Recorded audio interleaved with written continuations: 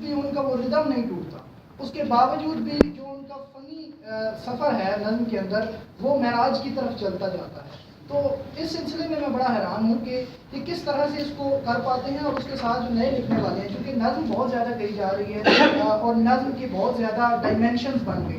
تو سر اس حوالے سے ذرا نوجوان لکھنے والوں کو ذرا بتا دیں کہ کس طرح سے.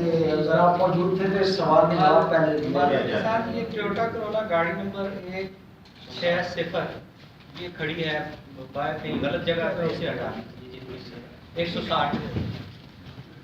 تو وہ میں نے عرض کیا تھا پہلے بھی کہ ظاہر ہے اگر آپ اس پہ محنت کریں گے تو وہ کیوں ٹوٹے گا ریتم، کیوں اس کے ساتھ ایسا ہوگا.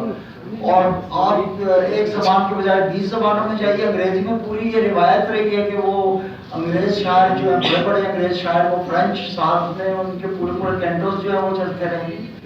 تو کچھ لوگ ایسے ہیں جو آپ کی اپنی نااہلی کو اور آپ کی اہلیت کو ایک ہی سطح پہ دیکھنا چاہتے ہیں.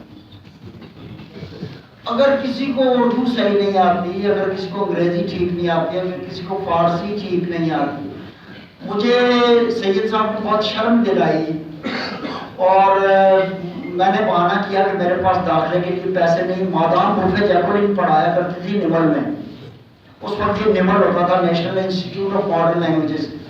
تو مجھے انہوں نے کہا کہ تمہارے پیسے میں نے جمع کرا لیے، 3 مہینے پورے فرینچ تم نے پڑھنی. اور میں نے پڑھی. میں یہ نہیں کہتا کہ عسکری کی طرح مجھے فرانسیسی آتی ہے، لیکن یہ ہے کہ کوئی سادہ سا کوئی آسان سا ٹیکسٹ جو ہے اس کو سمجھنے کے لیے کوشش کرتا ہوں. اور وہ جیسے آپ خود ڈاکٹر طاہر اسلام عسکری بیٹھے ہیں، رفاقت رازی بھائی بیٹھے ہیں، تو عربی کا جب یہ اکثر متن پڑھتے ہیں، شعر پڑھتے ہیں روزانہ شام کی محفل میں،